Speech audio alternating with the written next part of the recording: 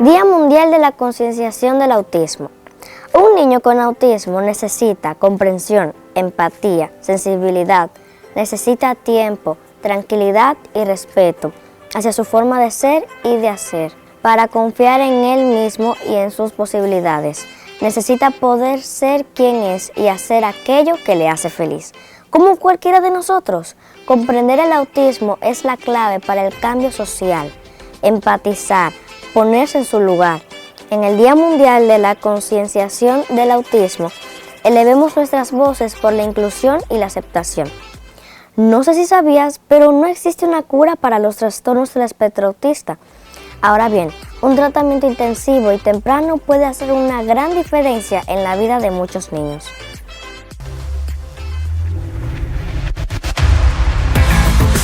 Fundación La Voz de María y el canal La Voz de María presentan Más que Vencedor. Mis queridos amigos de Más que Vencedor, qué bueno que nosotros podemos encontrarnos cada semana, y hoy un día especial porque recientemente estábamos celebrando el Día de la Concienciación sobre el Autismo, y en el día de hoy nos acompañan Madre Azul, Psicóloga Azul, Trabajadora Azul, Presentadora Azul. Nosotros tenemos un camino azul que recorrer junto a todos aquellos que están identificados con el tema del autismo y todos aquellos que están pues creando conciencia para que las personas entiendan de qué se trata este trastorno y qué debemos hacer nosotros como sociedad, como personas que quizás no la conocen o personas que conocen a alguien con un familiar, con un niño con el espectro. Entonces, nada, estamos aquí en compañía de Carolina Hernández, quien es la creadora de Caminemos Juntos por el Autismo, Ivonne Marte, técnico de educación especial, y nuestra querida psicóloga Leticia González de Psicoemoción. Bienvenidas, qué gusto tenerla con nosotros. El gusto es nuestro de estar aquí. Gracias, gracias. Mi compañera Irkania. Gracias por aquí. Señores, nosotros siempre, Más que Vencedor, dentro de su objetivo principal es brindar apoyo y acompañamiento a los que tienen la condición y también a los que acompañan y están en el proceso de crecimiento de esas personas que necesitan apoyo de alguna manera. Pero debemos entender qué es el autismo antes de entrar a ver qué estamos haciendo para esa concienciación que se necesita. Tenemos aquí a nuestra querida Leticia que nos va a explicar para que usted tenga ya el criterio de qué es el autismo. Muy bien, el autismo está dentro de los trastornos del neurodesarrollo que se va notando, se va observando desde la infancia. Es una modificación o trastorno, así como lo dice su palabra, en el desarrollo específico de distintas áreas de una persona. En este caso digo una persona porque se puede manifestar desde la niñez, pero puede ser no diagnosticada o mal diagnosticada, ¿verdad? Hasta siendo adultos directamente. Afecta diferentes áreas dentro de su proceso del desarrollo, ya sea lenguaje, neurológico, motor, orgánico como tal. O sea, que no simplemente abarca una sola cosa. Leticia, pero no es una combinación de todo. Solo puede aparecer uno de esos elementos.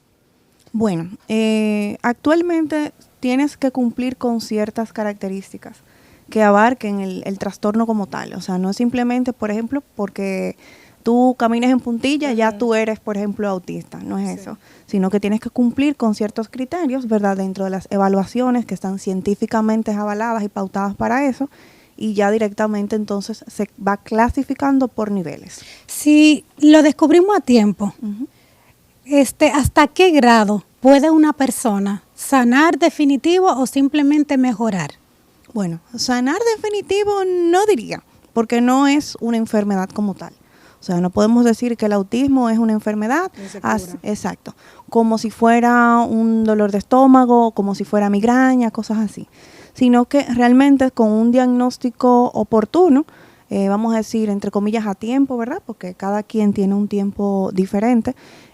Puede recibir diferentes tratamientos, terapias, procesos, apoyo familiar también, entendimiento dentro del proceso escolar, que pueden ayudar a dar, ¿verdad?, unos pasos firmes dentro del proceso de evolución de esa persona. ¿Hasta qué edad o desde qué edad promedio es el adecuado para decir, bueno, hay que llevarlo a hacerle una evaluación? Bueno. Que no sea previo, o sea, ¿cuál es el límite de edad mínima que uno puede decir, no, mira, hay que llevarlo para que se evalúe? Bueno, no hay límite, porque, por ejemplo, adultos, ahora mismo hay adultos que toda su vida se han sentido, vamos a decir, diferentes o raros o extraños, ¿verdad? Que en ese tiempo no había ese proceso o esa forma de evaluar anteriormente. ¿Desde cuándo? Varía. Hay diferentes criterios, ya sean los médicos, pediátricos, neurológicos, psiquiátricos. A veces indican, ¿verdad?, que de los 3 años en adelante, otras veces indican desde los 6 años en adelante, pero muchas veces los niños van dando, ¿verdad?, señales. Y eso es lo importante. Lo importante es ir viendo esas señales para entonces poder actuar con tiempo. ¿A dónde, en ese sentido, dónde debemos dirigirnos? O sea, el primer paso que debemos dar, porque realmente uno como padre no sabe, no ve que el niño se está moviendo, que está mucho, que está caminando en puntilla, pero no sabe ni hacia dónde debe dirigirse, ni quién es la primera persona en el sentido de la medicina que debe recurrir. Bueno, se supone, ¿verdad?, porque es lo dentro de los derechos básicos del niño, tener una persona o un médico de cabecera, que en ese caso sería su pediatra, que el pediatra está capacitado, ¿verdad?, estudiado para identificar características dentro del proceso de desarrollo del niño por completo, y obviamente ya entonces referir a los especialistas en cuestión. Por ejemplo, en el caso de neurología, en el caso de psicología, neuropsicología, psiquiatría, todas esas ramas. También va adentro también el aspecto terapéutico, si el niño necesita terapia física, terapia ocupacional, terapia del lenguaje, todo ese tipo de terapias que por ahí van, ¿verdad? Mucho. ¿Cuáles serían las características que uno puede identificar para decir, yo tengo que llevarlo a una evaluación? Ok. Bueno, desde los meses, por ejemplo, desde meses de edad, un niño que tú ves que no te está prestando atención a por ejemplo, los sonidos, un niño que no te presta, por ejemplo, a nivel de atención visual, no te ve directamente a los ojos, o los sonidos muy fuertes le molestan. Un niño, por ejemplo, también a veces tienen dificultad en el aspecto de la alimentación, o sea, un niño que no se nutra muy bien porque no por otros aspectos, vamos a decir, no porque tenga gastritis, reflujos, etcétera, sino porque puede ser también acompañado de esos. El mismo proceso motor, niños, por ejemplo, que te puedan caminar en puntillas, que no hayan utilizado, por ejemplo, andador, que también pueden influir en eso. Niños, por ejemplo, que se golpeen, que se agreden a sí mismos, que tienen un comportamiento, por ejemplo, que tú digas, nada lo provocó, o sea, sucedió de repente, reaccionó así de repente. Retraso del habla por igual también, hay niños que pueden también dar esa señal por ahí, vamos a decirlo de esa manera. Más o menos serían. ¿Con cuántas de esas señales? Porque, o sea, de todas esas señales que tú dices, es posible que cada papá diga, bueno, pero el mío le pasó esto, pero no le pasó ni esto, ni esto, ni esto. ¿Con cuántas de esas señales es como una alerta para...? Bueno, ahí entra realmente la parte diagnóstica.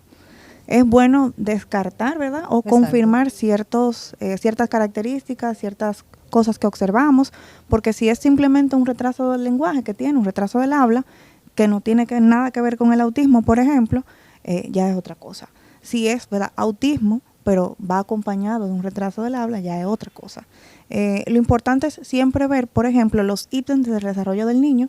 Si a los 2 años el niño tiene que hacer ciertas cosas y no lo está haciendo, pues ahí sí tiene que preocuparse. Si a los 3 años el niño debe, por ejemplo, ya tener un vocabulario más amplio, debe mirarte a los ojos, entender y comprender lo que te están diciendo, lo que se le dice, perdón, cosas así. Y directamente como ir observando eso, según la etapa de desarrollo de tu niño en la que se encuentra en ese momento. Leticia, ¿tú crees, como no es una enfermedad, ¿puede una persona con autismo ser independiente en una edad ya avanzada? O sea, por ejemplo, 20 años, 23, que no sea dependiente de sus padres o de un tutor o un cuidador. Completamente, pero todo depende del nivel de esa persona, ¿verdad?, con el que fue o ha sido diagnosticado, del proceso terapéutico, de su evolución, porque hay personas que han sido, por ejemplo, diagnosticados con autismo nivel 2, que es el que necesita ayuda, vamos a decir, intermedia en algunas áreas de su vida, pero ha abarcado y ha llevado un proceso terapéutico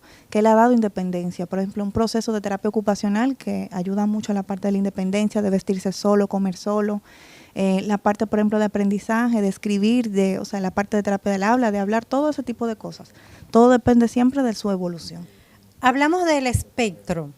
Quiero edificar a nuestro público de por qué espectro y cuántos niveles de autismo tenemos identificado actualmente. Okay. Se habla de la palabra espectro como un abanico, vamos a decir, de signos o de características que pueden variar de una persona u otra. O sea, así como una persona puede tener 3, otra persona puede tener 2, otra puede tener 5, otra puede tener 6. O sea, dentro de todos esos abanicos, vamos a decirlo así, tú no necesariamente tienes que tener 15 para tú cumplir con eso, sino que con algunos, pero siempre varían de una persona a otra. Y dentro de los niveles, actualmente, o sea, a este año 2024 se habla de niveles.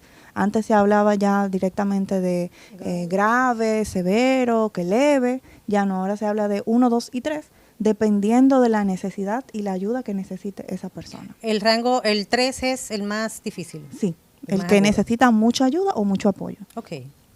Qué interesante, señores. Ya ahí tenemos más o menos la definición y las características de lo que es el espectro autista. Yo espero que ustedes desde sus hogares puedan ir tomando notas, porque esto es muy interesante, tanto para conciencia propia con los nuestros, pero también para poder identificar y tener la empatía con las demás personas que están pasando por esa situación, tanto los niños como los padres. Luego de la pausa, Ser sobreprotector o mirar al niño con pena porque tiene una condición, lejos de ayudarlo a que él avance, le limita mucho más. algunos nacen con características diferentes que los hacen necesitar más ayuda que los demás. Otros viven situaciones que los hacen débiles, pero nos enseñan a luchar. Dios le da hijos especiales a padres especiales. Es por eso que la Fundación La Voz de María te trae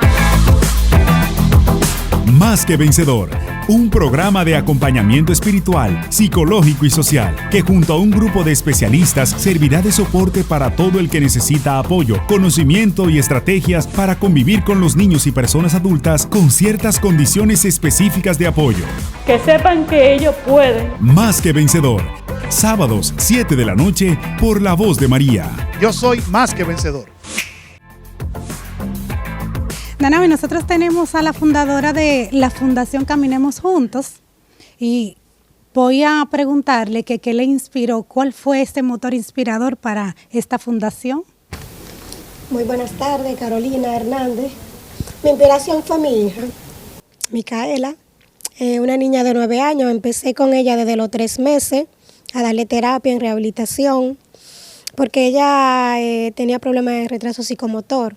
Aún no tenía fuerza en su cabecita, no se volteaba ni nada de eso. Ahí fue que empecé a notar su dificultad. Hasta los 2 años y medio, 3, que en AICAI me diagnosticaron con característica autista. Y tú como madre, ¿cómo sentiste ese diagnóstico?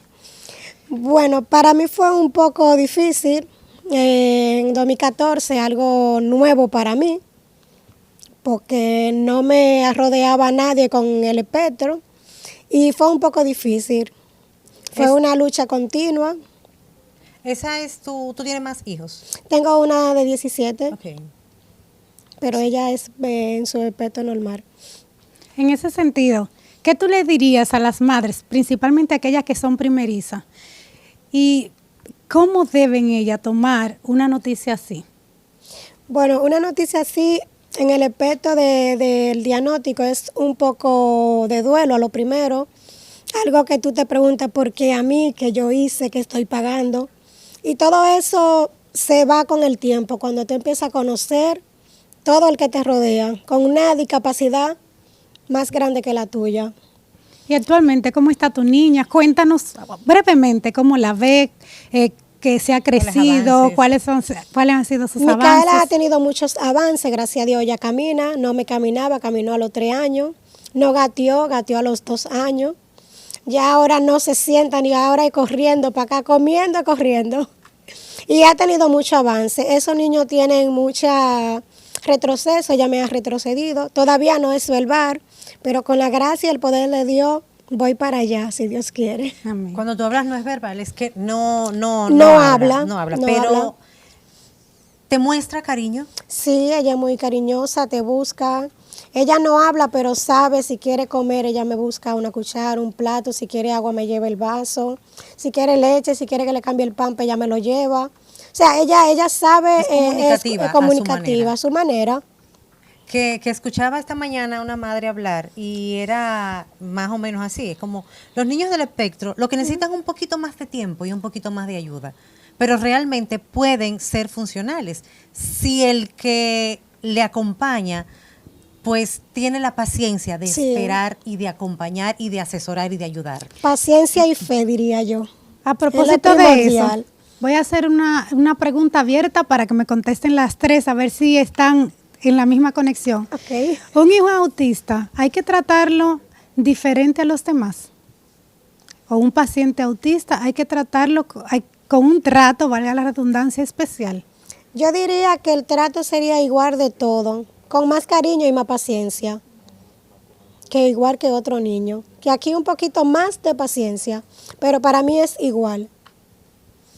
En mi caso yo diría que no sería, vamos a decir la palabra trato, sino como, vamos a decir, identificar cuáles son las necesidades de ese niño. Pues no es lo mismo que tú tengas un niño que no necesita, por ejemplo, apoyos en ninguna área, a uno que sí, obviamente ya el trato. No dar de más, pero tampoco dar de menos. Ahí es el asunto. Eso es importante. Bueno, yo concuerdo con ambas. Considero que no sería un trato especial per se, sino que en base a las necesidades que tenga el niño, que se le dé ese trato y que hayan como unos niveles de exigencia dependiendo de lo que el niño puede dar. Sí. Porque ser sobreprotector o mirar al niño con pena porque tiene una condición, lejos de ayudarlo a que él avance, le limita mucho más. Inclusive se habla, a nosotros que nos formaban a través de la Universidad de Murcia, que la sobreprotección es peor que la misma negligencia, porque limita mucho más. Así es. ¿Y qué hacemos con los hermanitos de ellos que no entienden esa situación?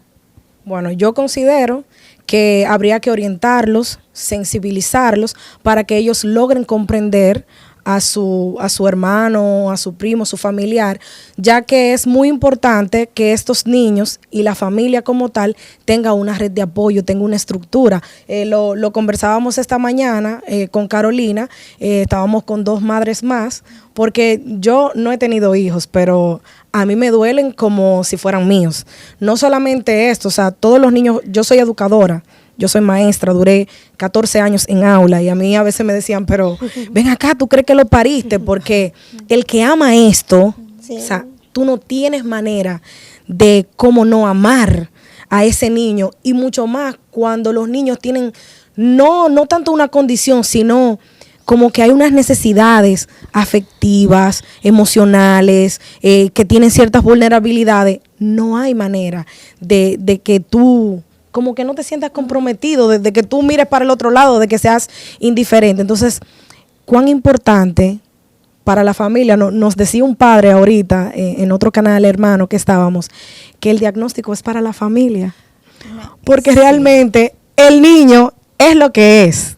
Sí. Tiene su condición y él no conoce otra realidad que no sea esa, pero el duelo, la impotencia, la incertidumbre, es la familia que lo vive. Mira, dentro del proceso de terapia, no solamente se le da el proceso al niño, porque de nada vale que el niño te dure 30 minutos, 45 minutos o 1 hora contigo en el proceso de terapia, si en la casa y en su ambiente no se hacen las adaptaciones, ¿verdad?, pertinentes, no se hacen el proceso de enseñanza, de pautas que hay que darle para que exista, ¿verdad?, una mejoría.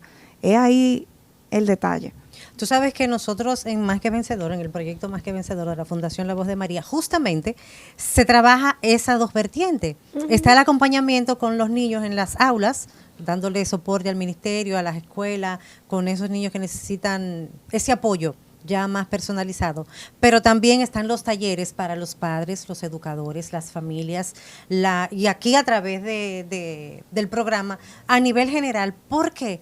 Porque no es lo mismo que una persona, y siempre que tengo la oportunidad, pues hago esta anécdota, en una fila, tú ves a un niño desesperado y tú dices, wow, qué malcriado, pues no lo educan. Y está, qué crianza, qué... de todo lo que te pueda pasar por la cabeza, pero cuando tú te le acercas, y me tocó acercarme y le pregunté, yo tenía ya, por los conocimientos adquiridos, la sensación de que algo no estaba bien, y le pregunto, ¿necesitas ayuda?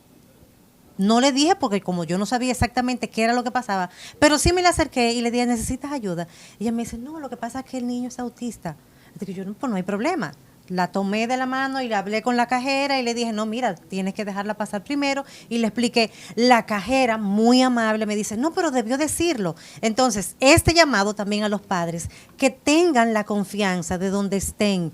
No hagan filas. Ustedes tienen la posibilidad de incluso de mostrarle a las personas cómo se debe tratar a un niño con autismo. Usted se le acerca y pide lo que necesite, porque el apoyo está. Lo que pasa es que no hay mucho conocimiento. Entonces yo me sentí bien porque realmente ayudé y el proceso fue más ágil. El niño estaba desesperado, había mucha luz, mucha gente, mucha bulla. Entonces eso también entiendo que altera más el comportamiento. La madre se puso a llorar, obviamente, pero es algo natural, porque muchas veces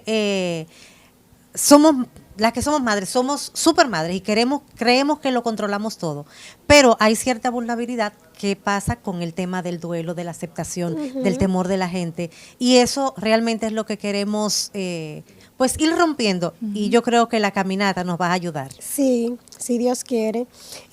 Tomé la iniciativa de la caminata porque el año pasado hice una pequeña charla, concientización, en el country, donde nos sentimos bien apoyados. Existieron unos 80 o 90 personas que yo dije, wow, la verdad que sí, La Vega necesita ser escuchada y que la concienticemos un poco más. Este año quise hacerlo la caminata para que lleguemos más lejos, porque este proyecto de la caminata, este propósito es por la igualdad, por un mejor seguro que nos cubra la terapia, que no nos la cubre. Queremos un CAI aquí en La Vega, porque yo que viajé y sé que viajaba 3 veces a la semana, semanal, sé el trabajo que se pasa. Cuando mi pareja no podía llevarme, que yo tenía que coger carrito, cruzar esa pista con la niña pequeña, es un poco traumatizante. Dinos la fecha, hora de esa caminata para que nosotros y nuestros amigos televidentes puedan asistir ese día. La caminata será el próximo domingo 7 a las 10 de la mañana en el Parque de La Palma, hasta llegar a la catedral, con un poco de concientizamiento y un martes de educación especial. Luego de la pausa. Por ejemplo, una vez SENASA, o no sé si todavía lo ha hecho, porque van y vuelven en ese aspecto. Son intermitentes. Que podían cubrir cierta cantidad de terapias. Por ejemplo, te cubrían 15 terapias al año, vamos a decirlo así. Se viven más de 15 terapias al año. Cada 2 de abril se celebra el Día Mundial de la Concienciación sobre el Autismo. Para entender a los niños con autismo no se necesitan fórmulas, se necesita amor. Para apoyar a un niño con autismo no se necesitan especialidades, se necesita empatía y ayudar desde el corazón.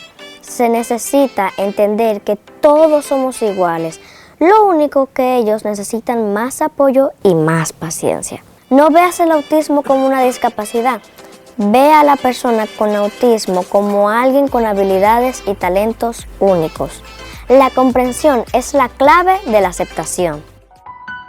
Algunos nacen con características diferentes que los hacen necesitar más ayuda que los demás. Otros viven situaciones que los hacen débiles, pero nos enseñan a luchar. Dios le da hijos especiales a padres especiales. Es por eso que la Fundación La Voz de María te trae Más que Vencedor, un programa de acompañamiento espiritual, psicológico y social, que junto a un grupo de especialistas servirá de soporte para todo el que necesita apoyo, conocimiento y estrategias para convivir con los niños y personas adultas con ciertas condiciones específicas de apoyo. Que sepan que ellos pueden. Más que Vencedor, Sábados, 7 de la noche, por La Voz de María. Yo soy más que vencedor. Ivonne, cuéntame cómo están las estadísticas, cómo tú que tienes ya manejo de las aulas, de conocimiento de muchos padres que se acercan. Quiero que nos hablen un poquito de que la gente entienda lo que es el CAIP. Háblanos de la realidad que vivimos. Nosotros no trabajamos directamente vinculados con el CAIP, aunque el Ministerio de Educación hace unos días anunció que esa entidad iba a pasar al Ministerio de Educación. Esperemos, ¿verdad?, que los resultados sean los deseados. En los centros educativos, La Vega, como regional, tiene 2 escuelas especiales. Una en Moca, que es Distrito 0606, y en La Vega Oeste, que se llama así, escuela especial. Todos los demás son centros regulares. Ha sido una tarea ardua de concientización, porque algo que sí tenemos que decirle a la gente es que la formación de los docentes no contempla atención a la diversidad. Y yo se lo puedo decir como educadora, que estoy formada, que no tenemos docentes especialistas, ni siquiera en la escuela especial. Algo que debería llamarnos mucho la atención, porque esa escuela tiene muchos años. Ya están en el aspecto privado prácticamente, las personas que están especializadas en eso, ¿verdad? Están en otra área, no lo tenemos nosotros y lo necesitamos, porque los tipos de casos que manejamos, algunos por los niveles de apoyo que requieren y los contextos que nosotros tenemos, porque hay una realidad, a veces entendemos la parte de la familia, que la familia quiere que su niño esté en un centro educativo, pero es que las condiciones tienen que estar dadas. Y ustedes saben cuál es la condición mayor que nosotros tenemos: voluntad y humanidad. Y eso no es suficiente, porque hay cosas que estos niños requieren, no solamente del autismo, por nosotros tenemos todos los casos que convergen: síndrome de Down, discapacidad intelectual, parálisis cerebral. Bueno, con decirte que en una escuela, la escuela no tiene rampa, ni media, y como la acera de los bordes de la escuela son a esta altura. O sea, su madre consiguió una silla de ruedas con una institución y nosotros conseguimos una para dejarla en la escuela, para que ella la lleven en brazos y la pasen, porque se le hace muy difícil a la familia trasladarla en esa silla de ruedas. O sea, tenemos realidades así. Tenemos maestros que estamos dando ciertas orientaciones, estamos tratando de crear una cultura de inclusión y de accesibilidad. Inclusive el Ministerio de Educación, pero esos son pasitos que van lentos y que no hacen ruido, porque son muy lentos. Pero déjame decirte antes, perdona que te interrumpa, que yo siento que esas son como, no hay una realidad que concuerde. No. Porque tú vas, por ejemplo, al centro donde yo me formé, y ahora actualmente yo he sido 2 veces presidente de la ATMAI, trabajando conjuntamente con los maestros. Oye, esto es una travesía lo que ellos tienen que hacer. Niños que salen de las aulas corriendo. Ahora este año, gracias a Dios, le hicieron una rampita, uno que iba por autogestión. Sí, pero es muy difícil, incluso para el maestro que tiene 40 y pico y algunos hasta 50 alumnos. Es otra realidad la y es muy difícil. Entonces, yo necesito respuesta de la técnica que está aquí, de la Mira, realmente nosotros asesoramos, tratamos de ayudar a los centros educativos en base a las herramientas que ellos tienen.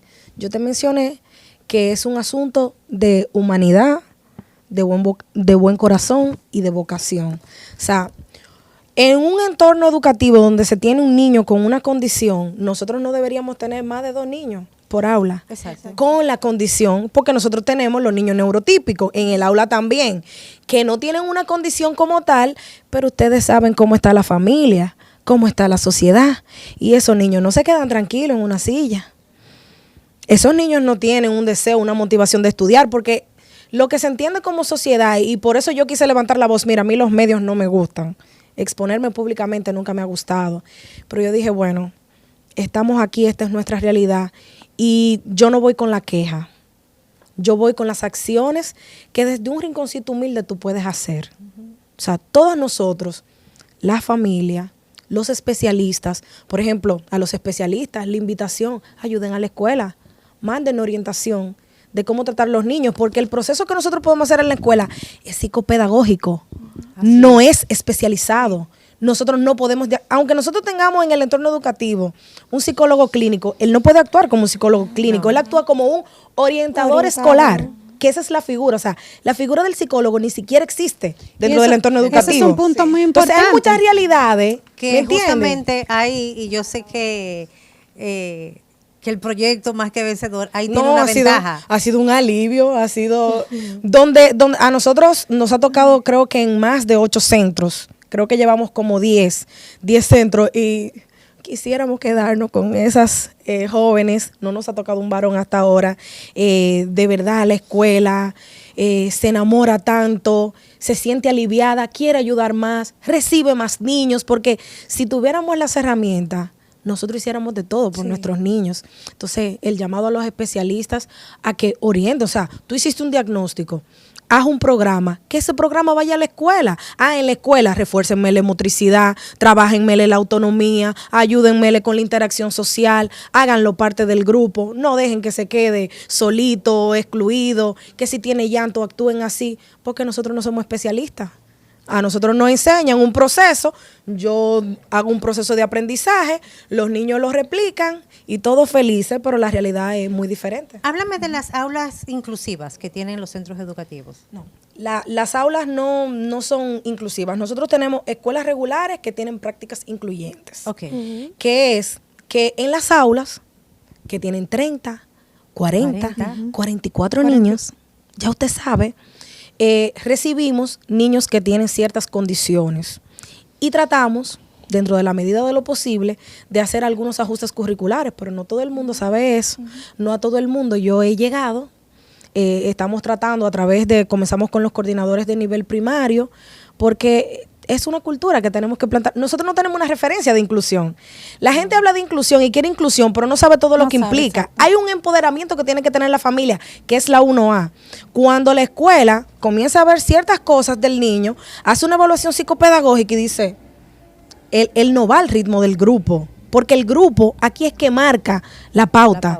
Si el grupo prende lento, no hay problema, pero si el grupo prende rápido y este muchachito se me está quedando y se me está quedando atrás y él no responde a nada de lo que se hace, y yo, mire, ya esto no es de aquí, esto apoyo, hay que ver fuera, a ver qué le dicen los especialistas, que en ese referimiento, si la familia hace caso omiso o si los recursos que tiene la familia disponibles, porque tenemos una realidad. Ella mencionaba de costos y nosotros lo sabemos, que son el salario de una familia. Claro, bueno, pero cuidado. Imagínate tú, si aquí Carolina tenía que dar 3 viajes a Santo Domingo, para en la dar una semana, terapia, Carolina. sí, a Santiago, Imagina. a través de la semana. 3 veces a la semana a Santiago. Eso implica permisos en el trabajo, sí, pasaje, comida, tratamiento, porque no es simplemente echarse fresco para allá. O sea, y que un fondito de emergencia también. Y un fondito de emergencia. Claro. Y eso es ese caso, porque a los niños no deja de darle gripe. No.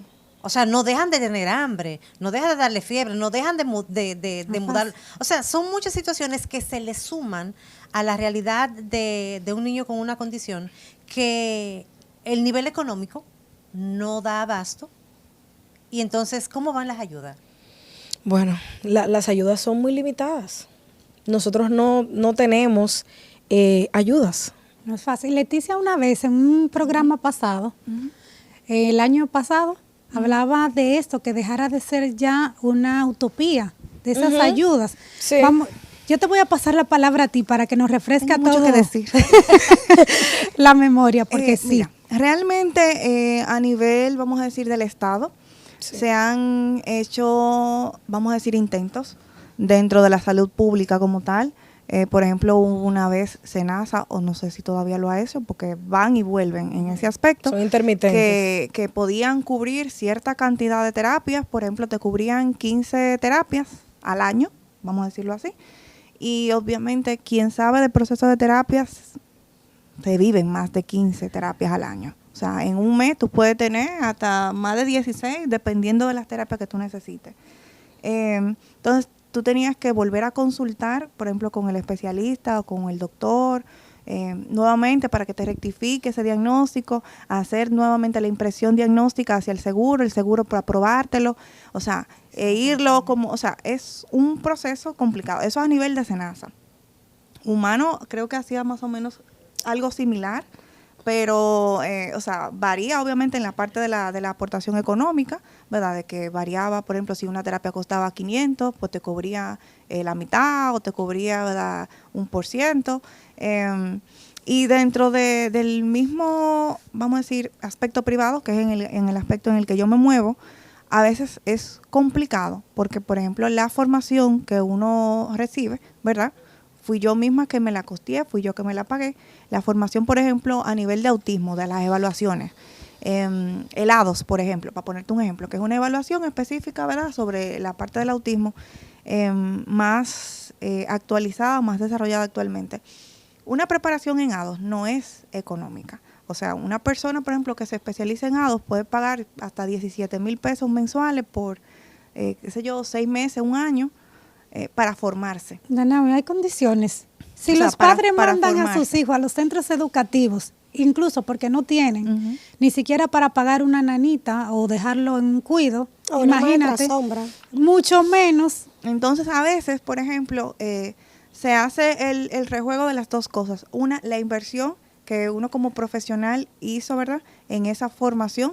Y dos, el proceso evaluativo como tal, porque son evaluaciones extensas que llevan tiempo, que llevan, por ejemplo, varios procesos o varios niveles o días o meses de evaluación para dar un diagnóstico oportuno, una intervención multidisciplinaria que no es simplemente que yo le evalúe, sino que si necesito ver, por ejemplo, el aspecto neurológico, mandarlo a neurología. Los estudios neurológicos son una cosa aparte en este país, los psiquiátricos, los medicamentos, los niños que tienen otras condiciones subyacentes aparte de, o sea, retraso psicomotor, epilepsia, problemas gastrointestinales, todo Sí, tipo de porque cosas. el autismo por lo regular, de hecho, hay condiciones, y sobre todo en el autismo y el síndrome de Down, no vienen solos. Bueno, todo depende. Por eso digo la parte del espectro como tal. Exactamente. Hay niños que solamente vienen, por ejemplo, acompañados de un retraso del lenguaje y unas que otras características, por ejemplo, ya o aspectos emocionales, conductuales. Pero hay otras cosas, por ejemplo, en el caso de Micaela, que fue retraso psicomotor, ¿verdad? Retraso psicomotor. Tú ves, vienen acompañados de ese tipo de cosas. Hay niños, por ejemplo, que vienen con PCI o parálisis cerebral infantil, acompañados también. ¿Y hasta cuándo dura esa? No, La de parálisis. No, eso es completo. Eso es Por de eso por vida. Eso no. Porque de hecho, el mismo espectro autista no tiene cura como tal, no hay una cura. Luego de la pausa, Resaltar que en este proyecto quiero hacer una área para las madres, porque las madres necesitamos ser escuchadas, sacar ese duelo que muchas llevamos dentro, hacernos sentir, porque si mamá no está, ¿quién cuidará del niño? Con tus donaciones, haz que se propague el Evangelio hasta los confines de la tierra. Dar es propio del que sabe recibir con amor. La Voz de María, el canal que conduce a Cristo. Para tus donaciones, hazlo a través de las siguientes cuentas bancarias.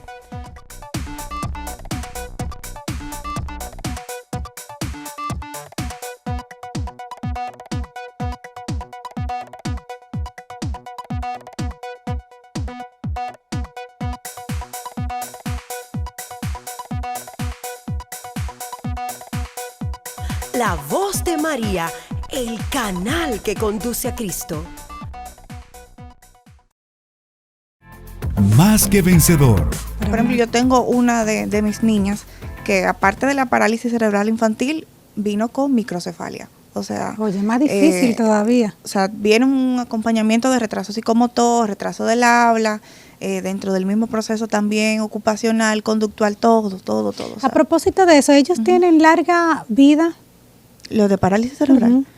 O más o menos ahí. Bueno, varía. Una edad porque antes daban promedio. a 7 años. 7 años, 5 o 7 años. Exacto, pero hay adultos con parálisis, o sea, no es un asunto que ya te diga a los tantos años, no, varía. Bueno, de hecho, hay testimonios de personas que le diagnosticaban 3 años por la condición de la parálisis y recientemente conozco a alguien que cumplió 25. Exacto. Y hay personas que han muerto de viejo, no de la condición que padecían. exactamente. Entonces ya como la medicina ha avanzado tanto, ya no hay un límite clínico. Sí, un límite clínico por los parámetros que se conocen. Exacto. pero Dios es misericordioso. Pero no Dios es necesariamente bueno. tiene que ser así. Exactamente. Así es. Carolina, cuéntame de ti, tu apoyo, la familia, cómo ustedes manejan el proceso, cómo va tu niña. Mi niña ha evolucionado bien dentro de lo que cabe. Mi apoyo familiar ha sido muy bueno, siempre estamos ahí. Cuento con todo ello, con mis hermanas, el papá de la niña, mi hija que ya es una adolescente. Y siempre estamos ahí apoyándonos uno con otro. Tú sabes que tú acabas de decir algo muy bonito que yo rara vez escucho en los testimonios. El papá de la niña está ahí. Eso casi no se da. No, eso no es muy común. Sí. No sé qué pasa, que el papá como que Sí, no en resiste. ese aspecto y como Madre Azul y como parte de este pequeño proyecto, conozco muchas madres que son madres solteras, que el papá decide irse y abandonar. Por ejemplo, conozco madres que tienen 2 niños, los 2 con el TEA, y es un poco difícil porque es madre soltera, los 2 con la condición, y es muy difícil. Hay muchos padres que de que saben que el niño tiene una condición, pues abandonan. Porque siempre, bueno, sabemos, por cultura, por naturaleza, el hombre es el proveedor. Sí. Y ante cualquier necesidad así, extraordinaria, Dale parda. el darle espalda es un golpe bajo, porque por lo regular las madres somos las que estamos al pendiente de las cosas de los niños, las que le prepara la lonchera. Con los niños incluso neurotípicos, pues son las que están siempre al pendiente. Que le dio gripe, vamos a llevar al médico. El papá sigue buscando el dinero para pagar las consultas. Que ese es otro proceso. Entonces, Estamos hablando de los niños, ¿verdad? O de las Sí. personas que tienen la condición. Ajá. Sí. Pero de los padres que También viven es ese otro duelo, que viven, Ese ¿verdad? otro Emocionalmente también tienen algunas condiciones, que depresión, que otras condiciones, Ese otro ¿verdad? proceso. Psicológicas como tal. Claro. También necesitan su proceso de terapia. Leticia, tú no tienes hijos, ¿verdad? No, por ahora no. Entonces, a ustedes dos, porque ninguna de las 2 chamas que tenemos aquí tienen hijos, yo quiero saber cómo ustedes descubren esta vocación, porque es una vocación especial. No solo es cuidar niños, porque el niño lo cuida cualquiera. Un niño normal, tú le dices, agárramelo ahí, está bien, y más cuando es por paga. Pero estos niños que tienen una condición que incluso si fuesen familia, tú le dices, no, yo no me puedo quedar porque tienes miedo a que le pase algo, Sí, por lo pasa que sea. mucho. Entonces, ¿cómo ustedes descubrieron esta vocación? Y la vocación especial, que nada más no es psicología, no, sino esa pasión por los niños. Bueno, en mi caso, yo puedo decir que soy neurotípica, pero en la escuela como que yo no me adaptaba a nada. Y a nivel de comportamiento, yo no quisiera decir, no, yo me portaba bien, sí. Entonces, como yo no me ajustaba al sistema, ustedes saben cuál era el patrón de clases que nosotros teníamos y yo nunca podía prestar atención. Yo aprendí muy temprano a leer porque yo tengo una familia muy comprometida, que eso es algo que a mí me duele mucho, como que me toca mucho el alma, porque yo digo, nosotros creemos en Dios a través de nuestros padres. Y aquellos niños que no tienen unos padres que representen lo que es Dios, es muy lastimoso. Entonces, en mi caso, yo recibía demasiada estimulación en la casa, un papá y una madre comprometidas, y como yo aprendí tan temprano a leer, ya yo en primero leía perfecto, en primero de primaria, y los niños duraban mucho tiempo escribiendo, ya yo sabía escribir. Tú tenías otras Sí. necesidades. Yo tenía necesidades, inclusive a mí me volaron un grado, entonces como que nunca yo podía encajar, pero tuve un privilegio y es que los maestros dijeron, démosle banda, ella aprende, que es lo importante, porque yo todo, a mí no me gusta escribir, todavía yo tengo esa dificultad. Y como que eso me sensibilizó inclusive, yo nunca pensé estudiar ser maestra. Como mi mismo comportamiento y las características que yo tenía, que uno puede moldear tantas cosas, como la vida no nos da para nosotros ir aprendiendo. Y yo decía, mira, cualquier carrera, menos maestra. Yo no voy a pasar lo que han pasado conmigo. No, yo dije, yo no tengo lo que se requiere, porque se requiere de mucho amor. Sí, escupimos para Entonces, arriba. sí, mis maestros me decían, inclusive, cuando yo analizo, desde chiquitica, a mí me enseñaban una cosa en la casa y yo iba al patio, muchacho, se lee así, se hace así. Y mis maestros me decían, tú vas a ser maestra. Y cuando yo comencé a estudiarlo, era para hacer un cambio de carrera. Yo lo hice como un trampolín, como lo estudio 1 año o 2, y luego me paso a medicina, que fue cuando empezó la UAS aquí.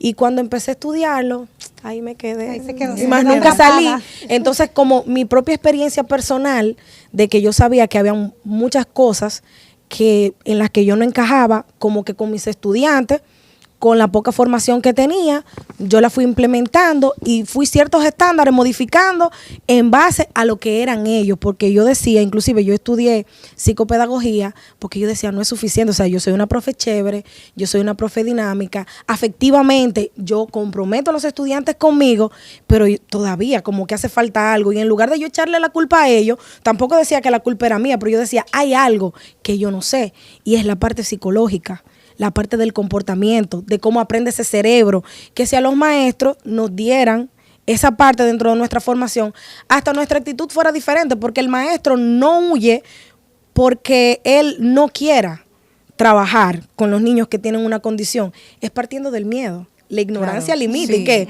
eso nos genera incertidumbre y yo voy a coger un camino diferente. Entonces, en mi caso fue eso, como yo ser una niña que no podía adaptarse al sistema, a esa repetición, a esa memorización, ese proceso tan mecánico, y yo decir, bueno, por aquí es, y mientras más fui ahondando, pues nada, terminé aquí, no me enamoré más, hasta que llegamos aquí, o sea, porque Dios nos pone donde Él nos requiere, donde Él nos necesita realmente. Y más que bueno, porque ya tú partes de una experiencia, y cuando tú vives y no quieres que el otro viva lo mismo, y tú canalizas la forma de ayudar. Sí.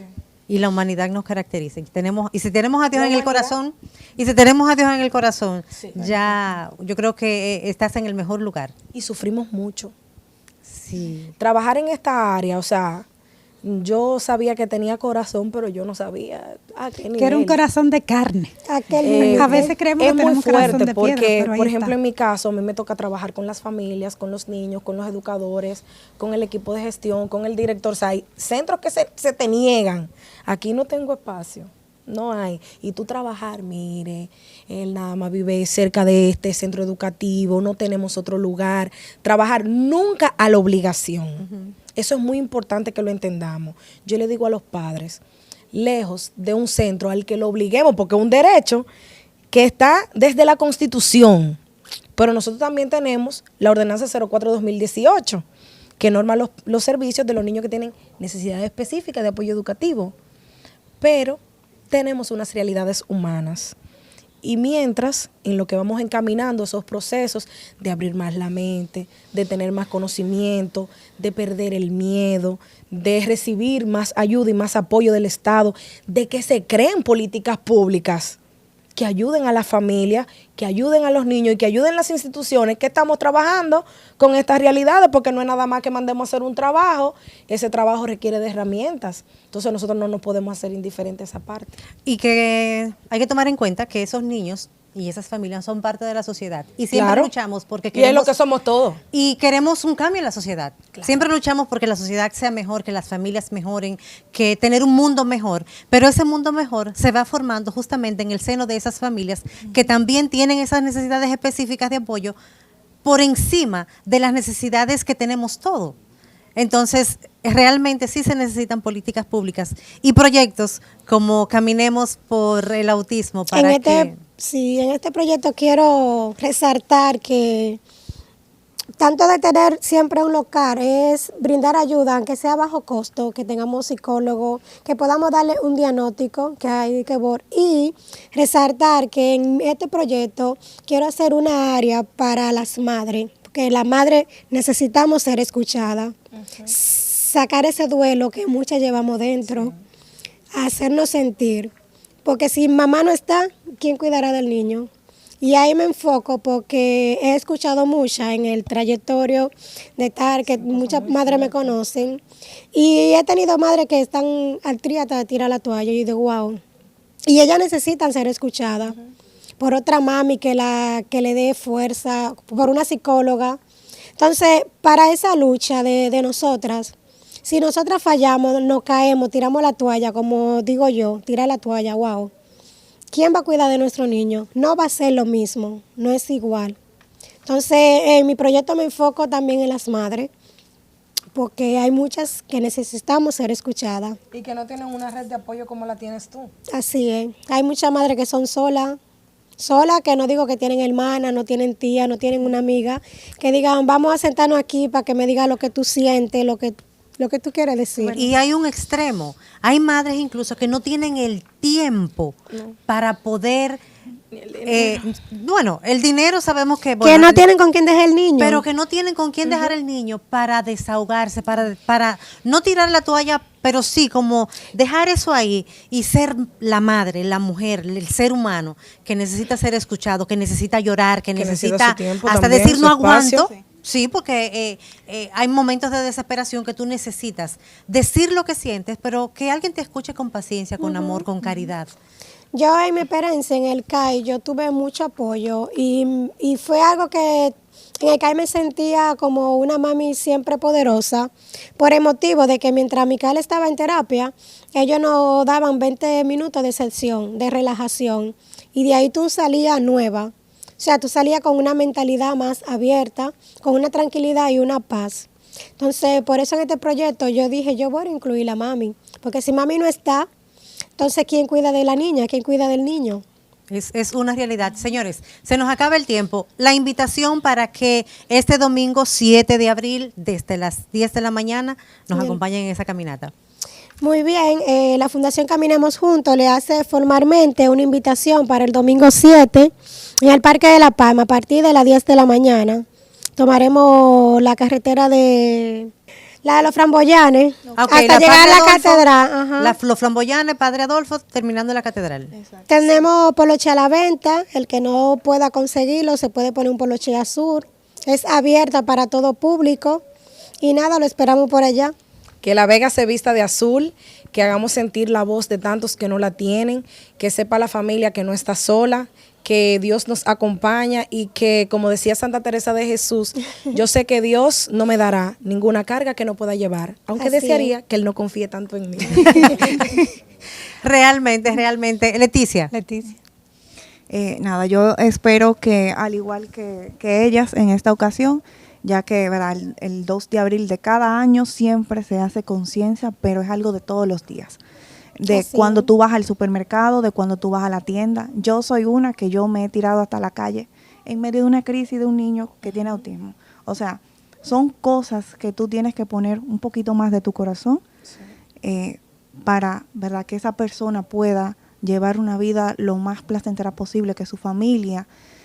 Lo más gratificante es tú ver a una madre que se te acerca y dice, mi amor, ¿cómo tú estás? 5, dime, ¿cuántos años?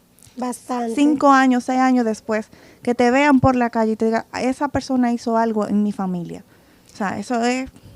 Eso no tiene Señores, la empatía, practicar la empatía, que no solo es ponerse en sus zapatos, sino acompañar en el proceso. Señores, sin tiempo para más, gracias.